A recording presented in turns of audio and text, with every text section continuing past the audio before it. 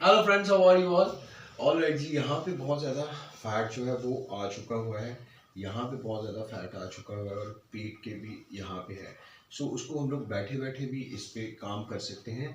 अगर आप इसको रेगुलर प्रैक्टिस करते हो तो आपको बहुत जल्दी फ़र्क इसका महसूस होता है। उसके साथ अपनी खुराक को, अगर आप हमें ऑनलाइन वेट लॉस सेशन के लिए ज्वाइन करना चाहते हो तो तब भी आप वो क्लासेस को हमारे साथ जहाँ से 1 यहाँ पे भी आपने आना है और इन मसल्स पे पूरा वेट शिफ्ट करना है आपने, और फिर इन मसल्स को यूज़ करना है 3।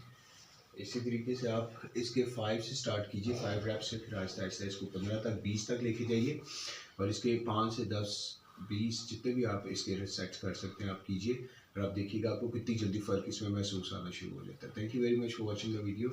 इस तरह की और वीडियोज़ को देखने के लिए हमें फॉलो कीजिए या फिर हमारे ऑनलाइन सेशन को ज्वाइन करने के लिए हमें इन नंबर्स पर रब्ता कीजिए। Thank you very much.